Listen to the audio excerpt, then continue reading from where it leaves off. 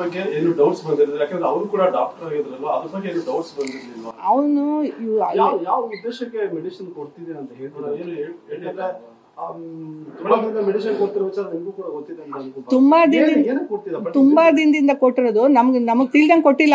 ಅವನು ಮದುವೆ ಆದಾಗಿಂದ ಟ್ರೈ ಮಾಡಿದ್ದಾನೆ ಇದಕ್ಕೆ, ಅವಳನ್ನ ಕೊಲೆ ಮಾಡೋದಕ್ಕೆ ಟ್ರೈ ಮಾಡಿದ್ದಾನೆ. ಅವನು ಇನ್ಸುಲಿನ್ ಡ್ರಾಪ್ ಆಗೋ ತರ ಇನ್ಸುಲಿನ್ ಕೂಡ ಕೊಟ್ಟಿದ್ದಾನೆ.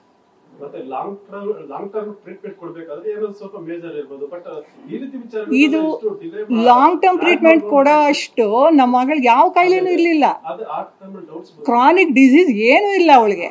ಅವನೇನ್ ಮಾಡಿದಾನೆ, ಮದುವೆ ಆದಾಗಿಂದ ಅವ್ನಿಗೆ ಈ ಉದ್ದೇಶ ಇತ್ತು ಅಂತ ಅನ್ಸುತ್ತೆ. ನಮ್ಗೆ ಯಾರಿಗೂ ಗೊತ್ತಿಲ್ಲ, ಅವಳಿಗೂ ಗೊತ್ತಿಲ್ಲ, ಅವಳಿಗೆ ಗೊತ್ತೇ ಆಗಿಲ್ಲ ಪಾಪ.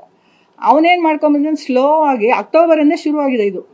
ಮದುವೆ ಆಗಿದ್ದು ಮೇನಲ್ಲಿ, ಅಕ್ಟೋಬರಿಂದ ಅವನೇನು ಮಾಡಿದಾನೆ, ಇನ್ಸುಲಿನ್ ಡ್ರಾಪ್ ಆಗೋ ಥರ ಕೂಡ ಏನೋ ಮಾಡಿದ್ದಾನೆ. ಅವಳು ಹೇಳ್ತಿದ್ಲು ರಾತ್ರಿ ಹೊತ್ತು, ಅವ್ರ ಆಂಟಿಗೂ ಹೇಳಿದ್ದಾರೆ, ಅವ್ರ ತಂದೆಗೂ ಹೇಳಿದಾಳೆ, ರಾತ್ರಿ ಹೊತ್ತು ಮಲಗಿದ್ದಾಗ ಬಟಕ್ಸಲ್ಲಿ ಏನೋ ಚುಚ್ಚಿದಾಗ ಪ್ರಿಕ್ ಮಾಡ್ದಂಗೆ ಆಗತ್ತೆ ಅಂತ ಹೇಳ್ಕೊಂಡಿದ್ದಾಳೆ.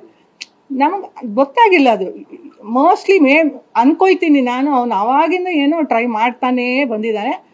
ಈಗ ಲಾಸ್ಟಲ್ಲಿ ಮೇಡಮ್ ಮದುವೆ ಆಗಿ ಶಾರ್ಟ್ ಪೀರಿಯಡ್ ಅಲ್ಲೇ ಈ ಡಿಸಿಷನ್ ತಗೋಬೇಕಂದ್ರೆ ಸೊ ಮದುವೆ ಯಾಕಾಗಬೇಕು, ಆ ಇಂಟೆನ್ಷನ್ ಏನಿತ್ತು ಅಂತ ಅವ್ನು ಬೇರೆ ಏನೋ ಅಫೇರ್ ಇರ್ಬೇಕು. ಅಲ್ಲ, ಬೇರೆ ಅಫೇರ್ ಇದ್ರೆ ಮದುವೆ ಆಗಬಾರ್ದಿತ್ತು. ಹೌದು, ಮೇ ಬಿ ಅಲ್ಲ ದುಡ್ಡು ಅಥವಾ ಆಸ್ಪತ್ರೆ ಕಟ್ಟಿಸ್ಬೇಕು ಅನ್ನೋದು ಆ ತರ ಇಂಟೆನ್ಷನ್, ಅಥವಾ ಅವ್ರ ಪೇರೆಂಟ್ಸ್ ಫೋರ್ಸ್ ಇದೆ ಇದರಲ್ಲಿ. ಅವ್ರಿಗೆಲ್ಲ ಗೊತ್ತಿದೆ, ಅವ್ರ ಪೇರೆಂಟ್ಸ್ಗೆಲ್ಲ ಗೊತ್ತಿದೆ. ಮುಂದೆ ಅವ್ನದು ಏನ್ ಕಥೆಗಳಿದೆಯೋ ಎಲ್ಲ ಗೊತ್ತಿದ್ದು ನಮ್ಮ ಮಗಳ ಜೊತೆ ಮದುವೆ ಮಾಡಿಸಿರೋದು. ಅವ್ರ ಹೋಲ್ ಫ್ಯಾಮಿಲಿಗೆ ಗೊತ್ತಿದೆ ಎಲ್ಲ.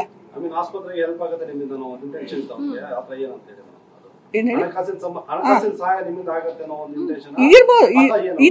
ಅವನಿಗೆ ಹಣಕಾಸಿನ ಸಹಾಯನೂ ಆಗತ್ತೆ ಅಂತ ಇತ್ತು.